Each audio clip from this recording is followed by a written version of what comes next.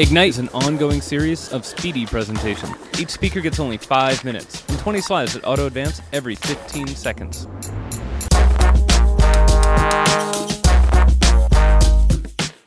Hi, my name is James Turner. I'm a contributing editor for O'Reilly Media, a correspondent for the Christian Science Monitor. In general, I will write for food. I want to talk to you today a little bit about journalism in its current state. One of the things that's become very obvious is that print journalism is on the decline.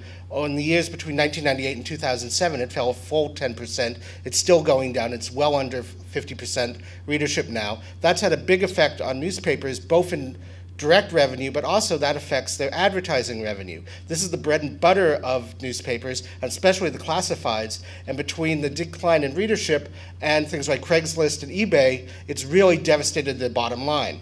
Now, one way they've reacted to this, because they're trying to find some way to get new profit, is to go online. We see them on Kindles now, we see them on websites, you see them on mobile phones. This is both an attempt to say, hey, these guys are making money online, maybe we can too, but also there are some direct cost benefits to them. If we look at the costs of putting out a newspaper, about 65% of it is printing and distribution, getting the trees, killing them, printing on them, and getting them out. So if you can get those costs down, then you can really save yourself a lot of money if you don't print at all.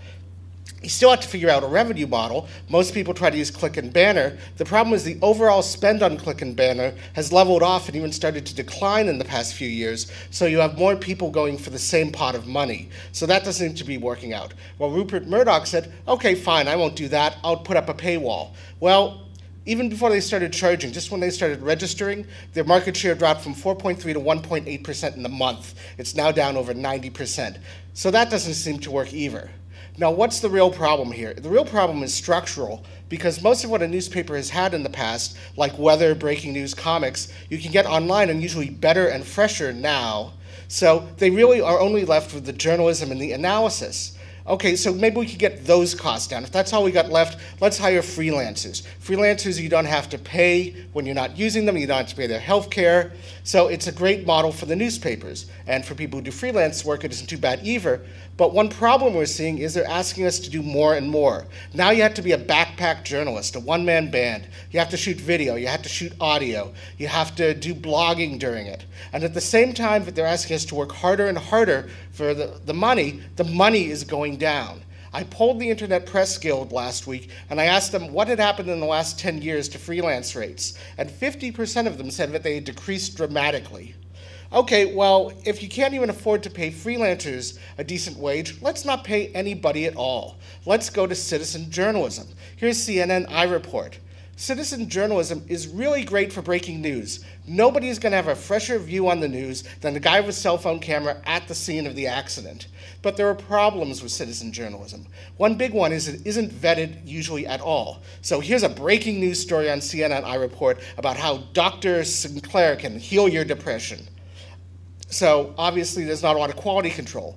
The other big problem is for the really important stories that you want analysis and resources for it, like say Watergate, your average citizen isn't going to have the time, the clout, or the resources to do this. These guys took months and years. They used the statue of the Washington Post to get what they needed. So citizen journalists can't do that. One thing that we are seeing now is this is a story that came out last year on the hospital crisis after Katrina.